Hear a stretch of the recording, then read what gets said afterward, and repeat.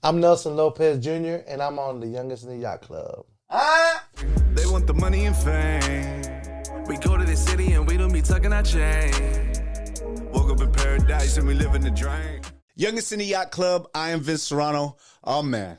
Oh, we have a guest today. We got a super heavy hitter in the boxing world, the fight world, the bare knuckle world. It's time. We got Nelson Lopez Jr. What's up, brother? Thank you, man. Thank you. Bro, thanks for coming on, man. Sure. Bro, we've been a long time in the making, dog. Hey, man, I don't do a lot of these, but this is one I really wanted to come and just vibe with you for real. Bro, I appreciate you for being here, bro. We always start off Youngest in the Yacht Club with the one question. Okay. Who is Nelson Lopez Jr.? I'm a little older than I look. So when you go into a couple of decades and maybe 3 or 4 decades, you go through different times in your life. Mm-hmm. So, I was there's that kid that wanted to be heavyweight champion of the world time. There was a shift where you said, okay, I'm going to be a doctor. Then there was that shift where you said, maybe that's not for me. And I'm going to open up a gym and be a business owner and open up a construction company. And I don't know, there's so many phases in my life, but what's always been there since day one is a fight game. Fire. Bro, you've been many things, man, and you've been wanting to do many things, and that's important because in Youngest in the Yacht Club, I feel like people, especially the viewers, they always think that, you have to be one thing and that's it, Where are you from, man? Like, let's talk about the upbringing, man. My family were immigrants that came to a small town called Pahokee, Florida. So my father came there to work in the field. Well, not my father. My grandparents came there to work in the fields. And my mother, from the Philippines, she left the Philippines at 18 years old. Wow. Wind up in a hospital in Pahokee, Florida. Wow. Where that's where my mom and dad met. And she was there just as a nurse to study nursing. Wow. Typical Filipino study nursing. Yeah, that's what they do, yeah, huh? That's what they do. And that's where it all started. You have a young man or a family from Cuba, from a communist country that earned their way here to work in the fields to earn a better life. And my father, the hustler that he was, went from working in the fields to owning this or reselling that or buying a trailer and flipping a trailer, flipping a house, becoming a carpenter, mechanic, whatever it took. I just saw a man that just grinded. A hustler. And just every year he was a better man and he was a bigger man. And his dream was also a fight game. Karate, fight, jiu-jitsu. He just had that in him and that always was a base in his life. My mother came here and, she just wanted to better her family back home. Mm-hmm. And she took off at 18 years old without her parents, my grandparents knowing, and ended up there as a nurse, as a PA, as a doctor, and opened up an office, in the small town. Yeah. And they became an asset to the town. Yeah. And, I left the town. I moved around all over the world. I've traveled the world. I've been in music and all other kind of music and business entertainment. But that town is instilled in me, and I have to figure out how to give back to the town. So. Yeah, man. And realistically, you do, man. There's a lot of stories. I look at it, and we always talk about it, right? You never know who you're talking to, man. And even me meeting you, right? No idea that you are who you are. And people are probably going to have to listen and watch this thing to actually find out, like, you're super humble, bro. Right. But you're like... I don't know. Listen, I sense that sometimes with people that they're like, oh, Nelson, I don't know. I feel that they're treating me different. And it makes me sometimes uncomfortable because I'm like, I don't know who you think I am. Right. I'm just me. Like I'm just working as hard as you do. Mm-hmm. and I'm hard working, and I'm just I breathe like you, I work like you, I have the same dreams like you, and I sense that sometimes people look at me different, like I'm like someone big, you know, Right? And that still doesn't soak in that I am.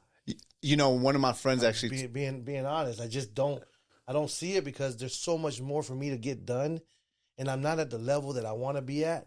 So I still feel that I'm just where I'm at. You're just you, yeah. Yeah, just where I'm at. A lot of people one of my friends told me, is like, you know what, Vince, is that to us we're normal because we see ourselves every day, but to other people, you're not doing normal shit. Right. And so they're looking at it like, damn, you're like out at another level.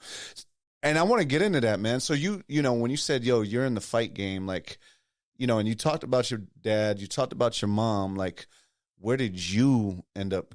How did you end up in the fight game? I mean, my pops was just, everybody knew that he was in the fight game. He was a pro boxer during a time where maybe they weren't sanctioned, you know, where he was doing some bare knuckle fighting himself, where he was doing some karate tournament on a racquetball court for some money, whatever. But I've always known him to be in some sort of fight business as a fighter first, then as a trainer, and I just watch him go from like a trainer to a manager to a promoter. And he kind of never was the conventional guy, like, oh, I'm going to go this route and follow what that guy did.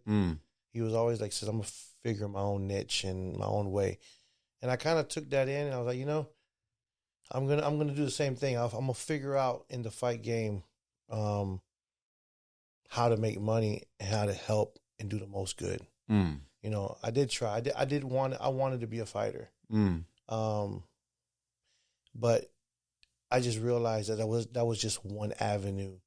That was probably just a selfish dream for me that I knew needed a lot more. I needed to know more about it to be successful. You know, you grab a guy, for example, like a Holyfield or a Tyson. Think about it. A Holyfield or a Tyson, when they saw him, they were like, I got you. I'll take care of you from now on.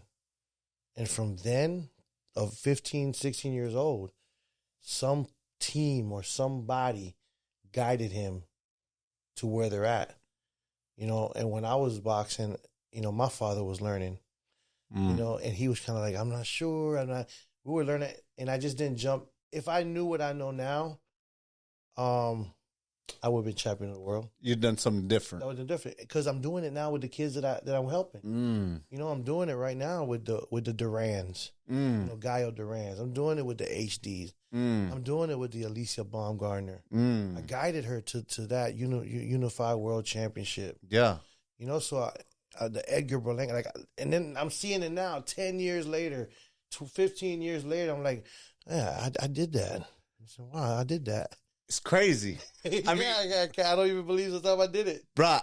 And so I'm looking at your live. I'm on your live, and you be shouting me out on the live. Yeah. Bro. I appreciate that, dog. But then I look on Fat Joe's live, and I see you right in front of him.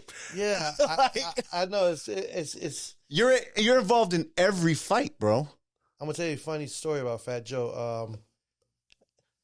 The first time Fat Joe got on an airplane was when I was on tour with a group that I managed called Black Violin. And his first airplane ride was to Dubai. What? Because he only toured on a bus. And the first time he's on a plane. I think he was comfortable. Emirates, laid out, first class. But, you know, since then, I mean, you know, I've been involved in the music. Yeah, So, let's talk about that. Like, yeah, so like you just didn't do fighting, right? You kind of transitioned to music too. Well, I always did fighting. The only reason I got into music was that group Black Violin incorporated with a DJ that I was really close with. So they were violinists that actually won the Apollo. Remember the Apollo? Yeah, the Sandman and all that. Yeah, they won the Apollo. But what helped them win the Apollo was the combination of them and the DJ. Oh, so they had a show. They had a show. Talking about 2001, 2002, maybe. crazy. He won the Apollo. Diddy sees him. Diddy. No Diddy. No Diddy. I don't know. A lot of record labels seen him. Went on tour with Linkin Park. Went on tour with 50. Went on tour with Akon. Damn. And that blew up. Wow. So it was 180 shows a year. We were on tour. And you were just managing them. And I was like a road manager, marketing. Damn. You know, and I was, bringing artists to then collab with. We had DMX in the studio. We were doing all kind of music. That was the beginning of the music. And then I had an artist, which was a college friend of mine that we played basketball together. His name was Black Dada. It was a song called I'm a Zoe. Yeah, Black Dada for I'm a Zoe, yeah. And me and him were best friends. Damn. We hung out all the time. And he said, hey, man, I know you manage those black violin guys.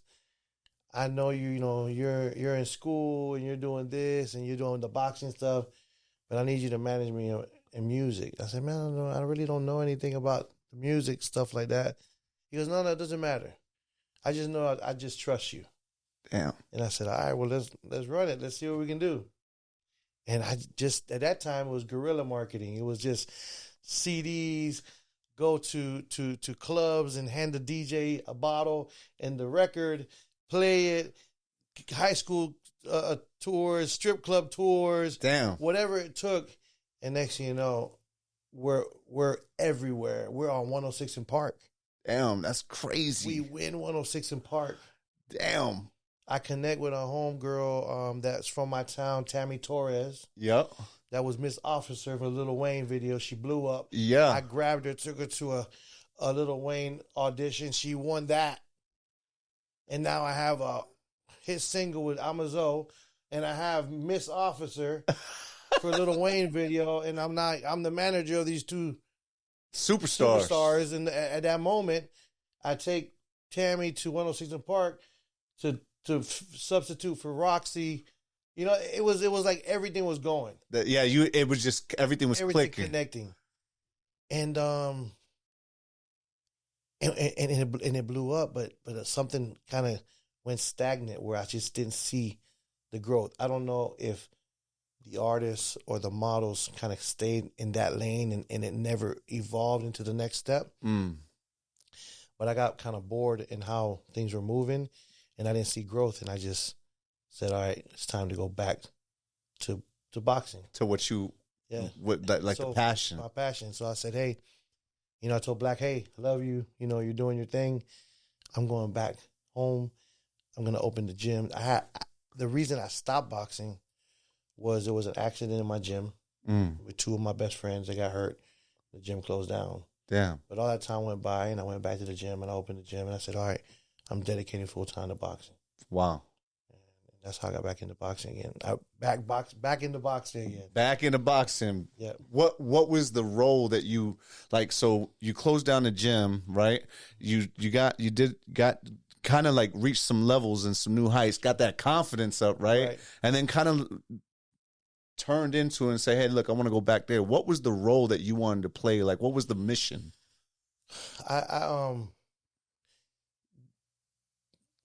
I went to college first to leave the hood and say, hey, let me experience college. And that's one thing that I did too. I got a bachelor's degree in biology. Wow. I got 1 year dental school. Oh yeah, so you was really about to go I was going to dental school. I got a bachelor's degree in psychology. Wow. And an AA degree in business. And I said, I'm going to dental school. Wow. I enrolled into my first year of graduate school, dental school. Bought my equipment, bought my books, $44,000 in, and I shadowed a dentist for 2 years, and I was like, this ain't for me. Mom was mad because she's like... The medical, right? Like, yeah. She was like, son, you have to do this. This is what you have to do. And I'm like, I'm not liking this. And then Dad was like, boy, you got to be at the gym, and you got to do this boxing, take it serious, just 24 hours, dedicate all your time to that, and you'll see. This is what you love. You're gonna do it, and I did. I had my first son, around that time, 2001, and I used that kind. I said, Ma, I can't go to medical school. I got a kid. I gotta make some money, right? You know, I got to go to work. So, and I did that. I put all my time into boxing, and I said, all right. I sat down and said, okay, how can I make money in boxing? Fighting wasn't going to be the way to do it. Right. I needed volume. I needed quality fighters, a lot of them, and I needed to be a provider to the promoter because that's where the money's at. So I learned how to do visas for boxers. For boxers outside of the U.S. Wow. I hired a lawyer to do the first visa. I watched how he did it. I asked all the questions. I pulled out all the paperwork. Charged me $5,000 the first time. I said he'll never charge me that again. I tried my first one like around 2008, and bro, I got my first visa, and I was like, it's over. You just started. It's over. I signed a 22-0 guy from Colombia that's never fought in the States, and I just got him a visa for $1,000. Wow. A 22-0 boxer.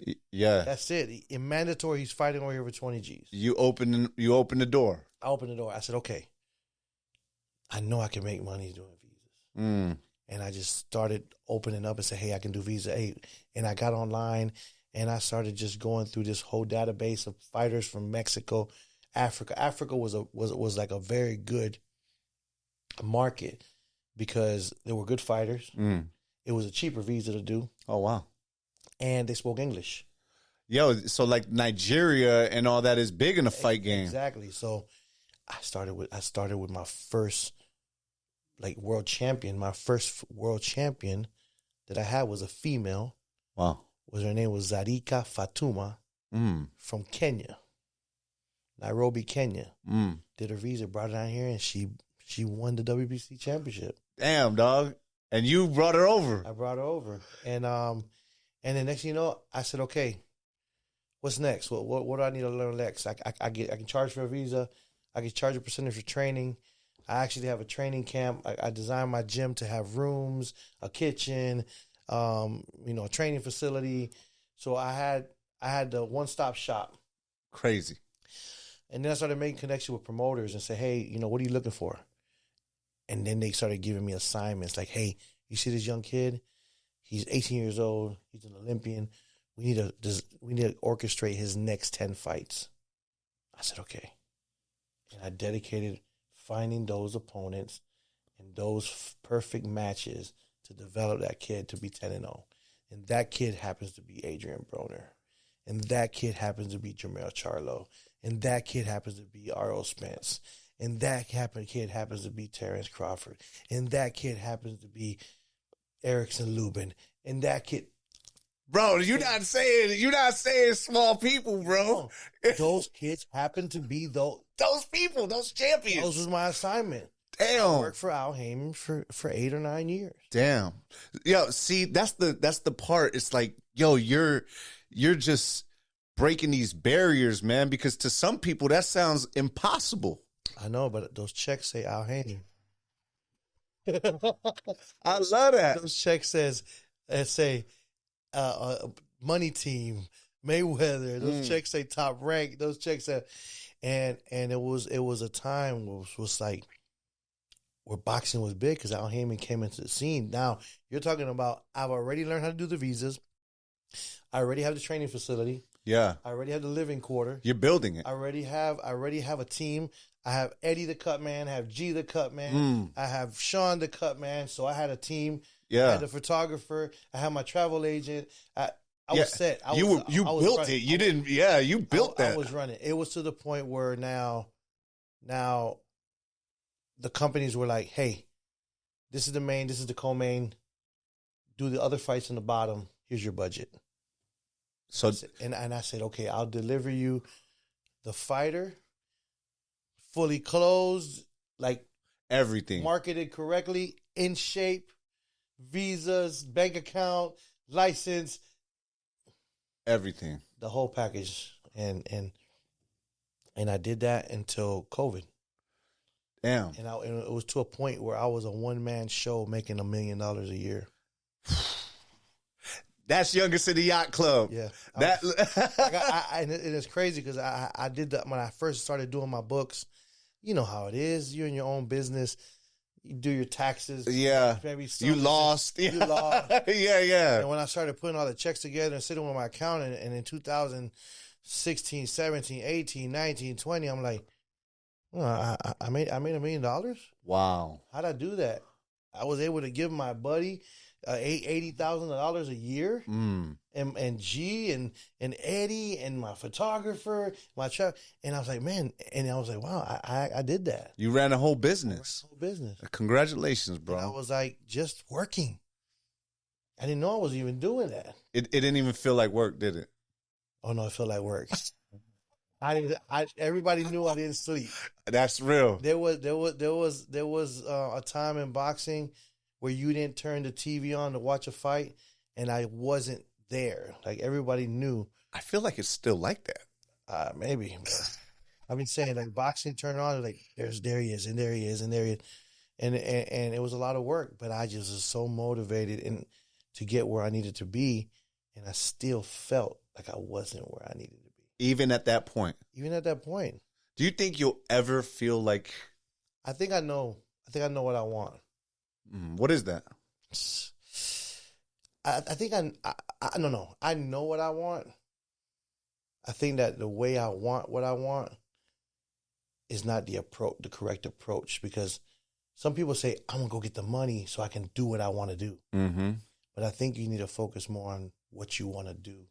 And then the money will come. Yeah. That's fire, bro. That's the advice that you need to give. I want to ask you a question, because it seemed like, so like 01, 02 is when you started taking boxing serious. Yeah, I graduated from college. Okay. And that's where I kind of figured out. I had my son at 01. Right. And I said, okay, it's time to go to work. Yeah. 02, 03 is when I said, all right, I got right back into boxing. Right. And I said, okay, but I still had to learn the boxing system, and I worked as a teacher in my old high school. Oh, wow. So I went back to my old high school, worked as a teacher because I had the bachelor's degree. They accepted me. Fire. And to work in the hood where I lived at, they paid you a little extra because it was pretty bad. You have to, and it was far. But the fact that I could relate to the kids, and I had a boxing gym. Yeah. And, it made sense. Yeah. You're giving back to the community. I was always respected where I lived at. So to the point that even when I turned 19, when I graduated, I worked at the school. I've always had some sort of respect for them. It's amazing, bro. And that's huge, man. So then you said you did all that, you learned and you built your business. Because the point that I'm making is that from 03 to COVID, that's like a 17-year path. And then and it went fast, but there was so much going on. I was making deals with other countries. I was making deals with Kazakhstan, with Mexico, with Africa. That was a whole nother avenue of revenue when I figured out that other countries and other governments used boxing as a representation of their country. Oh, wow. Yeah. The Kazakh country was like, the government will grab a fighter like Golovkin.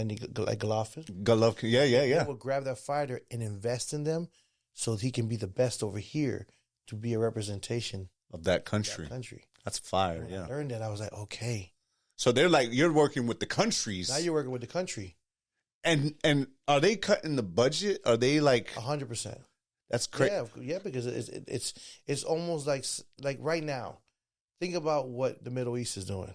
Why do you think they're spending that money? They only got another 40 years of oil left. They need to take that vision and that thought of Saudi Arabia being a war zone away. They had to do away with it. Right. And it is kind of because it's a whole nother generation. That was back then. That's probably me and you. Yeah. They're not even, But as of right now, when you think Middle East, you think money. Dubai. Yeah, you think the line. You think, right. You think the nicest, the streets are clean. You can walk with white socks and not get dirty. Like that era now, and that's what they want. They're spending all this money because they want to give the perception that, hey, you as an American can live here. Yeah. We do have a McDonald's and we do have the Walmart and we do have the Starbucks. Yeah, they're making it attractive. So yeah, that's their goal. And then those little investments that the government was making to these athletes is the same thing. Hey, look at us. We're cool too. Yeah. A lot of the fights now are being fought in Saudi Arabia. That's what I think that's... They want to bring it. They want to bring tourism. They want to bring eyeballs, positive stuff there. And so you working with these countries, they're entrusting budgets with you. They're, you know what I'm saying? I think you told us backstage about a story. Yeah, I mean, listen, it's they're entrusting that you can deliver something that will represent their country well. A great product. Right, a great product. So, there's a lot of people in the middle that are like, why are they trusting this guy? Or why are they handing this person that money to do it? So, I did that for a minute. I did probably the 3 biggest, and you can look it up online, 3 of the biggest events in Kazakhstan. Which ones were those? It was 2015, 16, and 17. Wow. And it's with a fighter by the name of Kanat Islam. Each event put 15,000 people in the venue. Wow. No other promoter, no other Matchroom tried to do it. Top Rank tried to do it. They didn't understand how I was doing it. But the support I had there was big. The support was the government. It's crazy. Yeah, the support was the government. So, I mean, you look online and you see these fights and you're like, 20,000 people.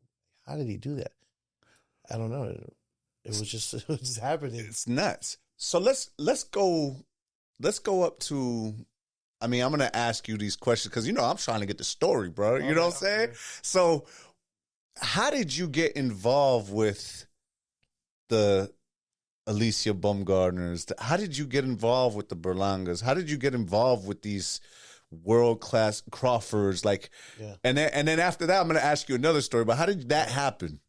I mean, the boxing world's small. You'll see the same face over and over again. So, if I bring you in as a trainer, you're going to run into Berlanga, you're going to run into Crawford, The only difference is that I happen to be around and be an asset during that time. When Berlanga came up, it was like, hey, could you guide him bringing this kid up to 11-0? And Alicia was just a handpicked. Honestly, Eddie was like, this girl's a star. She was young. She had no fights. She didn't want to turn pro. She wasn't sure what was the next step. And I'm like, girl, you're ready. You're going to turn pro. Eddie was like. And when you say Eddie, you're talking about Eddie Hearn. No, I'm talking about, not Eddie Hearn. I'm talking about Eddie, my brother. Eddie. Okay. Eddie the Cut Man. Okay, Eddie the Cut, okay. Eddie was the one that was like, listen, this kid can fight. Where did he see her? We went to Kentucky to that show. Yeah. And where we're doing this show, and you see this bushy hair girl there with some freaking biceps, and he's like, that girl fights, and then her coach came to me and goes, hey, she's a fighter, but she's kind of iffy. She don't want to turn pro. And I said, hey, look, it's hard business. I never kind of pushed anybody into the business because it's a hard business. Yeah. And I told her, I said, hey, it's going to be hard. There's a lot of snakes. A lot of people are going to pull you away after they see you. So it's on you to be loyal and real, and I'm going to do my part. So, there was a lot of bumps in the road. There was a lot of those snakes that came through. They're still happening. Yeah, legit. And we're still growing, but we got to unified world champion. Like we're there. That's crazy. We're on the top of the game. She's the number one. She's the hottest chick fighting right now. Right now. And I mean, literally like last week, she and Clarissa Shields are in a fight arguing. Like she And listen, maybe that could happen too. Yeah. We'll see. Yeah. I mean, and we'll see. Going to my next thing, because I'm definitely going to be, go ahead. Let it out. So all of it. How did you get involved with, and I've got 2 questions. So the first one is, how did you get involved with the influencer boxing? Right. Because we see you at all the Jake Paul shows and that's you. Yeah. Well, at least Alicia's over there. I'm telling you, I was placed, for example, Mike Tyson came up in an era maybe when the heavyweights were not that big. He ended up well positioned to fight a Michael Spinks, which is a small heavyweight, right? To be the youngest. Hey, man, God puts you in the right place at the right time. And I was definitely evolving into the boxing game at the moment that my name was ringing a bell of, like, that's the guy that can find you the right guys, the right opponents, the right development to bring you up. To put the right line. To put the right line. And even in that situation, when you get a Jake Paul to come on the scene, they still need to be taught how to be developed. He really came in as a fighter. I know he was an influencer. Right. But he already had the popularity. He had the right business mind, the right business idea. Yeah. Was that you're either a good fighter that can grow to be famous to sell a lot of tickets. Right. Or just sell a lot of tickets and become a good fighter. Ooh, good model. Crazy business. Great model. Yeah. So when he first came, he came into this gym in Miami. Same gym where I trained with King Kong. Luis Ortiz. Another way. Oh yeah, Luis Ortiz. Who brought him to the game too. Yeah. Oh man, he fought Wilder. He fought. Yeah. I was the first to build Luis Ortiz. Wow, man. Yeah, I first to sign him, build him. Still one of my good friends. Awesome, great fighter, man. That Jake Paul fell right in there when I was with Luis Ortiz. Wow. And it started from there, and then I didn't stay on. I didn't latch to him. I had other things to do. But right. The next person comes, the next person, and he himself, he's developing. Yeah. No, I mean he's so. I got to ask this question. Yeah. How do you feel about that now where it's more the influencer, like you're starting to see more of the influencer boxing in the boxing game? How do you feel about that? I mean, look. There's a lot of purists that are going to. There's a lot of purists, and it's okay. The thing is that the reality of it, it's almost as similar as to the bare knuckle thing. There's no, the bare knuckle doesn't, we started and there wasn't like the most finessed, excellent, technical sound boxers. Right. Right? It was just a fight. They were fighters. Right. Maybe they were popular in wrestling. Right. Okay. Jake Paul was popular in YouTube. But he really took on a 24-hour training camp. And he really, really grasped it and just said, I'm going to learn how to fight. Yeah. And he's putting that work in. And he really is putting the work in. There's a lot of fighters that are just going to Mexico and paying for 10-0 wins. Legit. Okay, all right. Jake Paul didn't do that. Right. And he probably could have, right? Yeah, absolutely. Yeah. And he brought a lot of awareness to the fight game. I'm not mad at any of those influencers. Right. They just grabbed Jake's model and did the same thing. Yeah, legit. The eyes are already on them. The eyes are already on them. Yeah. They actually made boxing and combat sports popular again. Legit. Because the boxing and combat world is so small. You segued to my next thing. And I think I know the story, but I wanted to make sure that this segment is super important because this is where I know you from. How did you get involved in bare knuckle, in the concept? How did you get involved in the sport and then with BKFC? Well, I met Dave Feldman through boxing. I was working with Al Heyman. Okay. I was working with other promoters. And Dave Feldman was the man that was actually finding venues for Al Heyman. Oh, wow. So I would say, hey, Dave, I got HBO. I have Showtime, ESPN. Do you have a venue? Oh, I can get you in this casino.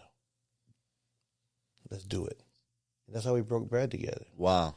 And one day, we did a show.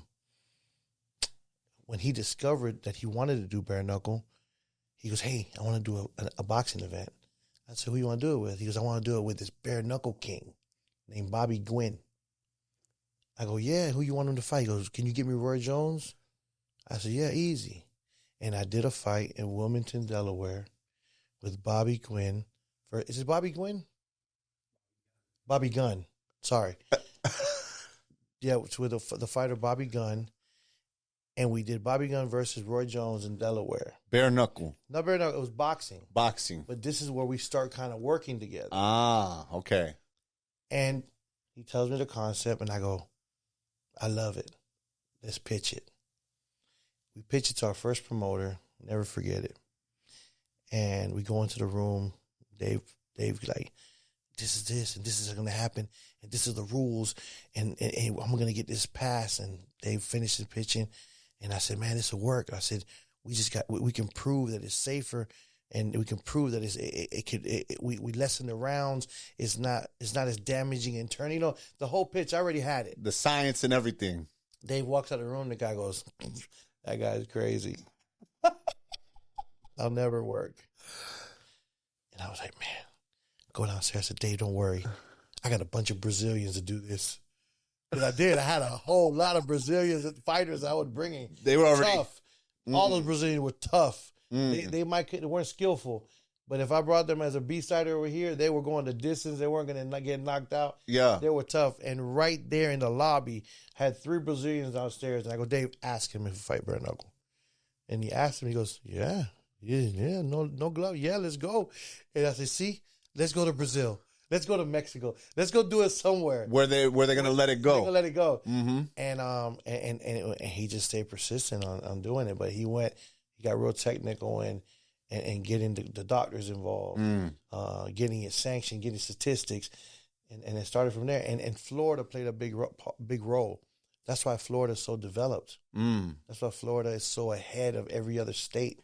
As far as in the fight game. As far as in the bare knuckle game. It is the home. Yeah.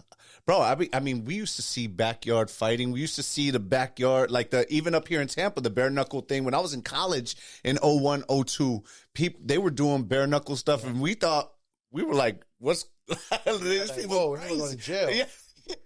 Yeah. I was like, in the beginning, I was like, there was times when me and Dave was watching fights. I'm like, we're going to jail for this. We're done. like we gotta stop, right? But you know, we became more believers as we really did see the statistics. Yeah, and we really did see that it was not as damaging. And then you see the statistics of MMA. You know, there's usually not that kind of damage that there is in boxing. Right. I'm not knocking boxing. I love boxing. Yeah, you come up. But what is that? What is the statistic, man? Because a lot of people aren't going to know. Well, the thing is, it comes down to concussions. Yeah, that head trauma. It comes to concussions. It's like me and you can go head up on a football field, and me and you're going to hit one time head to head, and we both going to fall on the ground. That's over with. Right. Or we can put a helmet on, and we can go head to head 3 or 4 times. 10 times. Get up, do it again, shake it off, come on. Same thing with a glove. Yeah. So the constant trauma to the head with the pillow. With a pillow. And a fist. So I get a brick, I put it in the pillow, I hit you with the brick, and knock you a little out, but I just shook your brain. Right. I hit you again. I didn't cut you. I didn't knock you out. No. I didn't.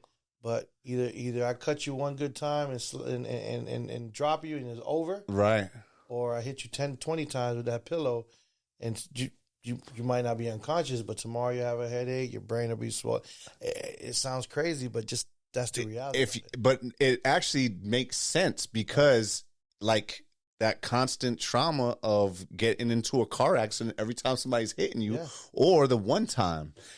So it's like safer. It's safer. And in bare knuckle, you don't have that cast on your hand where you feel confident just throwing it as hard as you can. There's statistics that we have more broken hands in boxing. Yeah, that's crazy. That is crazy. Yeah, that's nuts. It's kind of nuts to see that fighters in boxing will fight with a broken hand more than like you're not doing that bare knuckle like that. Yeah, and it's also the length of the fight. The length of the fight plays a big role. Yeah. It's not 30 minutes of fighting. Yeah. It's 10 minutes of fighting. Wow. You know? how have you seen? I mean, obviously, bro, I'm seeing you at the weigh-ins. You're putting them together. Now you guys are going overseas. Like, Right. I mean, but you were though. You went to Brazil. Like, how did 2020, like the COVID thing, help play a role, or how did that look like? COVID just is what opened up the door to like digital streaming. Because I was probably the only promoter in Florida or probably anywhere that was doing shows. Actually, I did a tryout and I did the first prospect amateur, or I did the first toe the line, which now is called BKFC Prospects. Wow. In a facility that I built with a rehab center. Wow.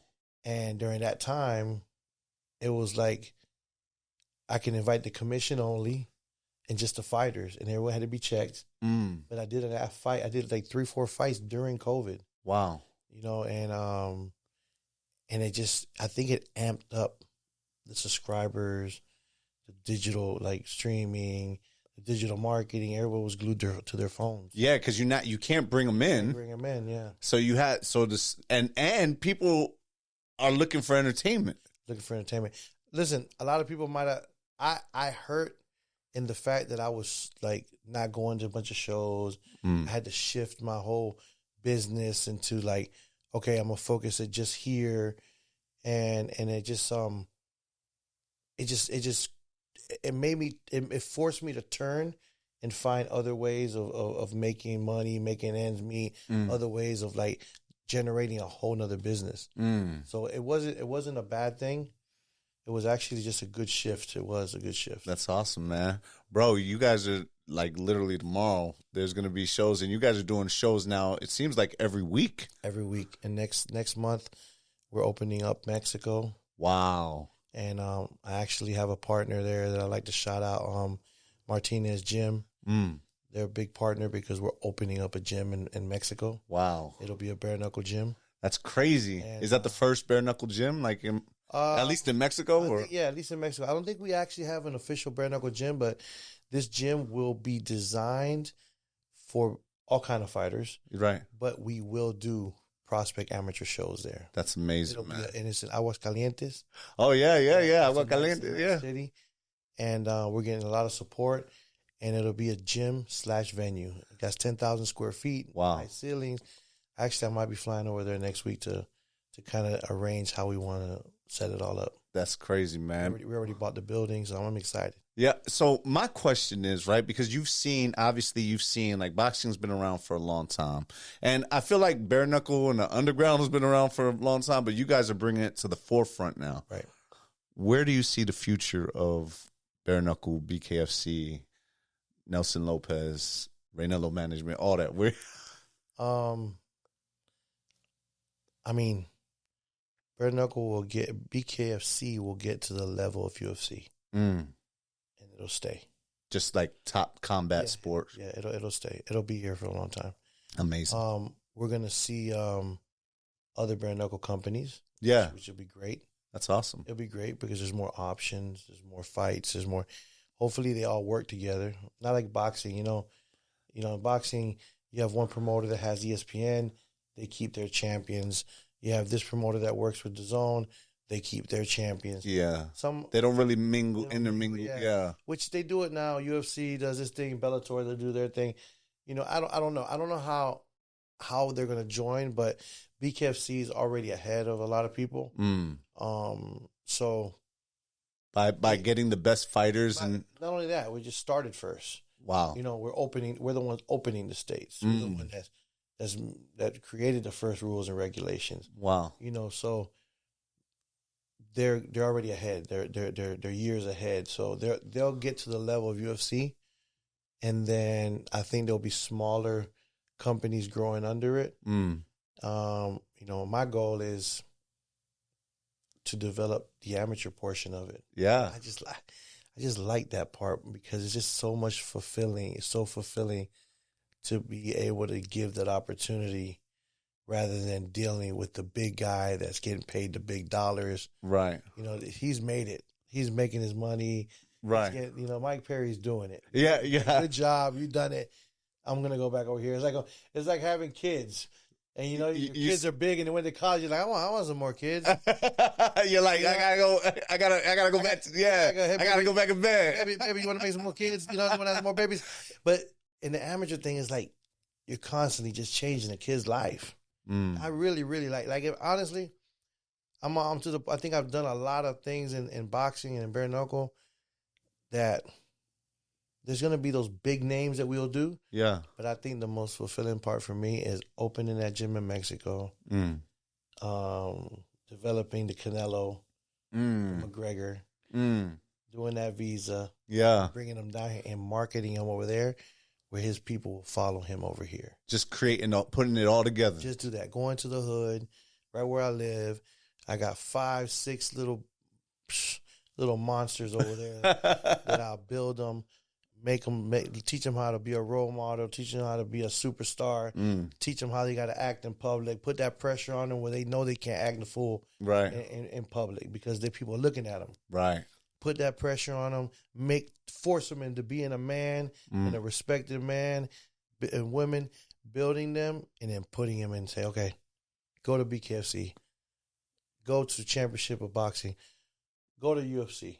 I'm gonna keep raising kids. That's awesome, bro. And you have a company right now that you're doing that with, right? With the Prospect Amateurs, yeah. That's awesome, bro. Yeah, Prospect Amateurs is something that is a team of me, Andy Hall is helping with a big help in getting all this organized. Josh Chassis, which he works for a big media company called U42. Sergio Rodriguez, which is he's a partner where he's bringing in sponsorship. He's a big asset and like make sure that the fighters are medically, ready to even compete and even after a competition. Wow. Making sure that they're taken care of.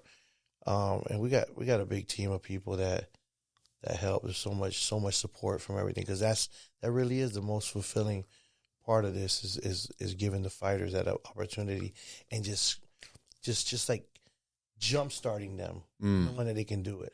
I mean, bro, last week was your birthday, and you guys threw a show for your birthday. I did. How was the turnout, man? We had about 1,500 people. Wow. There, it was special. It was good. It was nice to see. It was such a family event, Wow. It's crazy to think that it's a family event. Bare knuckle Prospect. Actually, are they fighting? They're wearing gloves. Okay. So that's the difference between Prospect Amateurs and bare knuckle. That's why we don't call it bare knuckle. We call it Prospect Amateur Fight Night because they're using a 7-ounce MMA glove. Okay. But they're utilizing the rules of BKFC. Which is cool.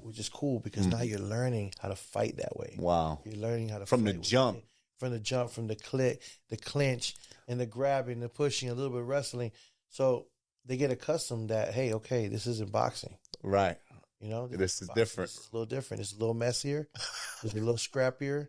It's a little more exciting. Yeah. It's quick. It's fast. It's intense, and it's 3 rounds. 90 seconds. Yeah. There's no time to be playing. Yeah, I got to get off. And I gotta get off right, and I gotta prove it to that. It's not too many decisions happening. Right, bro. I'm a fight fanatic. I think that's why I'm like super excited, man. Because I just seeing it, being around boxers, being around people who are there, man. It's an honor to have you here. But Youngest in the Yacht Club, bro. They see you at the shows. They see you. You know what I'm saying, with the celebrities. They see you with the fighters. They see you back there. Like, what is one piece of advice that you would give somebody who wants to get into the fight game? Piece of advice, so much advice. But what I tell fighters is,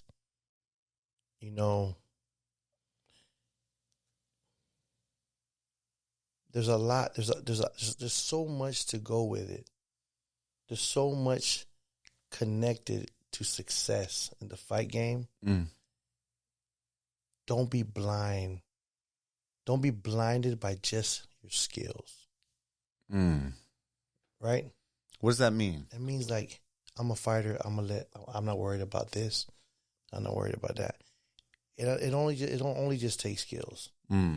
you have to see yourself. Fighters need to see themselves as a business, as a brand, you know, and they have to represent themselves that way. Off rip, off rip. You got to know what you're getting into. Expect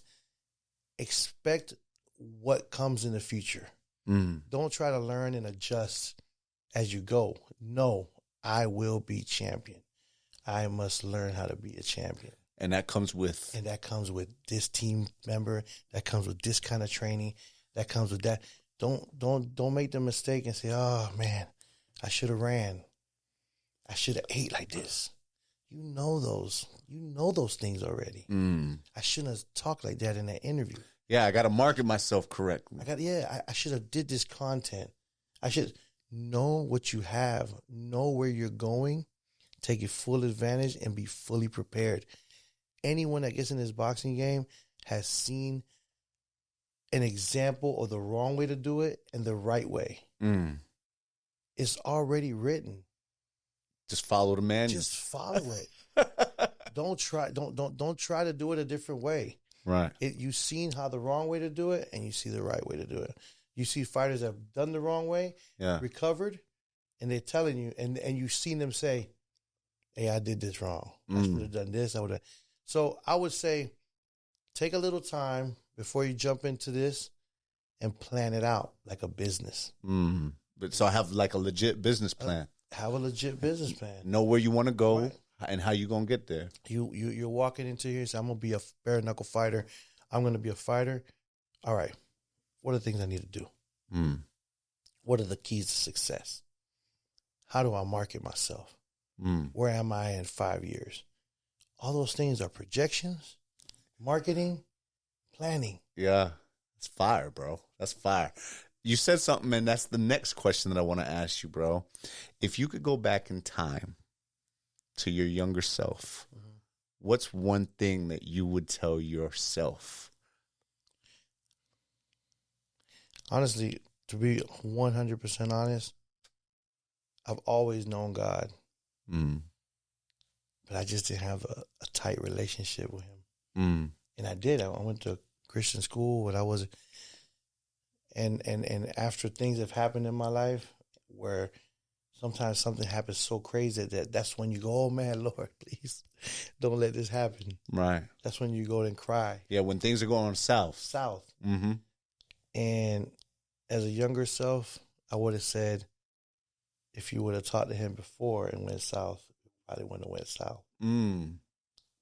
So I think that I know it sounds crazy, and I know no, bro. That's I feel like faith is huge, man. Especially you know, I'm not a preacher, you know. Right. I'm not a preacher. I'm not perfect, and I know like people just say it just to say it, but I honestly say that sometimes every year I say I'm gonna get better, I'm gonna get better, I'm gonna get better. And every time I said, I'm going to add this and I'm going to add that, and I'm going to fix this and I'm going to fix that, a lot of people wait to add that relationship with God last. Yeah, and it should be first. Everybody says it. Because, "Oh, I got to fix this, and then I go to church." When in reality, you need to go to church first. Get right with him. You get right with him. And I said, and you know what? The reason I say it is because my son is 23 years old, and he's always been raised in the church. He's so aware in life, and he's such on a good path. He's such a good kid. Even the other day, I go, "How are you so aware and everything?" I said, "How are you so smart about life?" And like, I'm asking you, "Well, how are you guided so right?" And he just said, he goes, "Pop, it's all written already. It's all written. It's all there. Just follow that." Wow. He goes, "Yeah." That's awesome, bro. And so he's 23. I wish 23-year-old me would have done that. Was talking like that and was believing. I'd probably be different, but hey, it is what it is. The timing it is. For sure. And I think I'm on a good path. I'm good. No, bro, and it's great that now you're able to give that kind of advice to the viewers and to the people, bro. Just like you do with the amateurs and you're going, bro. It's important, bro. They know it. You know, they know it. They respect it. Even sometimes they do an interview, they'll text me, "Hey man, I'm sorry I cursed in that interview," but it's just because it's like I don't know. I always said it, and I've said it to even to you. I've said it. Hey, you know, the minute you put a video out and you out there saying some kind of profanity, you've lost 30-40% of your customers. Yeah, because they don't want to hear that. They can't share it. Legit. They don't want to hear it. Legit. The kids, how about the kids aren't going to be able to listen to it? You know, like, people hesitate, but you don't think about it because you're in it. Yeah. But once you are focused and you do have God first, you pick it up and you realize that could damage you. It's fire, bro. Bro, you spitting gems, dog. I truly appreciate you for being here. Nelson, where can everybody find you, bro? Like, you know, I got on my Instagram at Raynelo MGMT. Raynelo is a name. Actually, that name comes from a really close friend of mine that we opened up a tutoring company back in the day. His name is Ray. Oh, wow. And he was the first person that bought me the microphone for the first artist and the studio equipment. For the first artist that you met? Artist that I managed. Wow. And I said, hey, and he bought me the MacBook, not a MacBook, a Mac Tower. Yeah, the tower like joint, the cheese grater joint. Yeah, exactly. The cheese grater, it was heavy, yeah, metal, and a microphone. And he bought the little sound thing, yeah, and rented the studio, and I said, hey, I'm gonna name everything after you, and amazing. I put Ray, and Nello is me, yeah, and then when I Googled it, it was the only thing that popped up. So I said, all right, fire.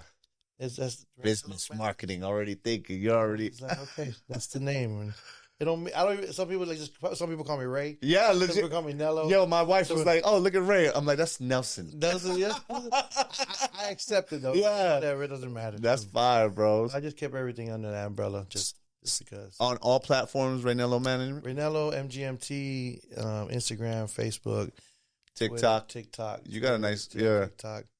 I'm not on there as much, but I need to. I need someone to.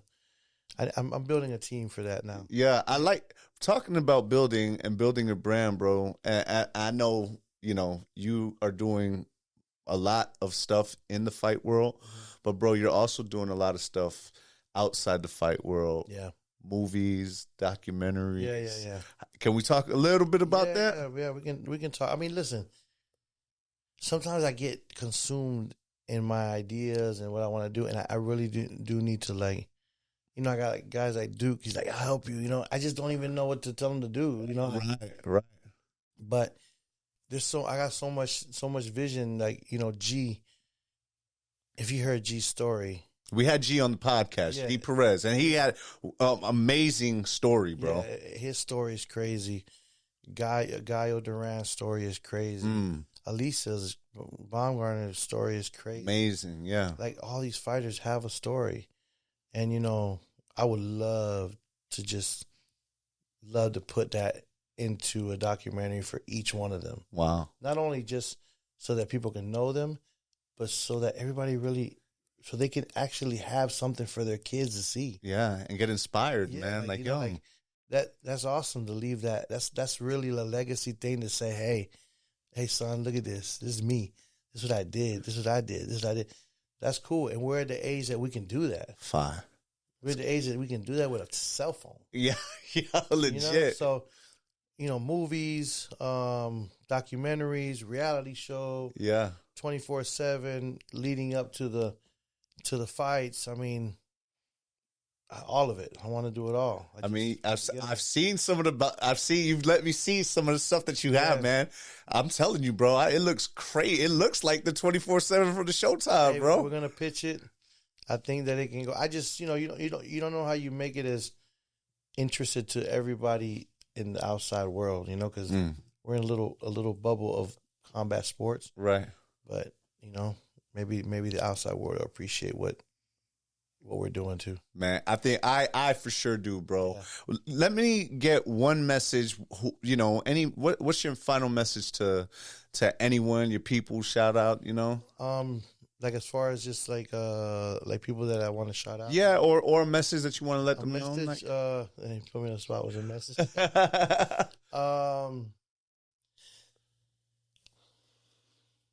You know, I'm gonna do it real simple, right? Yeah. My mom passed away in 2001, and very positive woman. I never even remember her being stressed. Wow. You know what I mean? Yeah. That's due to like faith in God. Stress is the devil. Stress is like just as a sign of weakness, right? A sign of no faith. And after she passed, I went to her room, and this woman left me a notebook, and she left me 4 little crosses. One for my son, my nephew, and my other son, my daughter. Wow. And the book in the front, it said, focus on the good. You know, everybody goes through rough times. Everybody goes through rough times. Mm-hmm. No one's perfect. I don't care what you see on Instagram. I don't care what you see on a reality show. Everybody has a little bit of stress, or nothing's perfect in life. Mm-hmm. But if you focus on the good part of it, and you focus on the blessings, the rest will be erased. Fire. Bro, I'm going to take that because I sometimes find myself stressing, dog. You know what I'm saying? And, you know, when you do focus on the good, I feel like I've been turning it around by just focusing on that good, bro. Yeah, like, you have to. You know, and I go through things where I'm like, man, this don't work, and what's going on here? What's going on there? And I have to back up and be like, all right, I am doing this, and I do got this, and I do have that. yeah. And I do have this. And come to figure out, I got more good than bad. The bad. Yep. Right? Yep. So then, if you focus on the good and just attack the bad into becoming good, you'll be good. Fire, bro. Bro, thanks for being on the show, bro. I truly appreciate you, man. You made my day, my night. You know what I'm saying, bro? I know we got the fights coming up, man. And then, bro, I'm grateful to be able to cultivate this relationship, man. Man, let's Thank do it you, again. bro. Let's get it, man. Thank you, brother. Appreciate it. Yes, sir. I'm gonna get.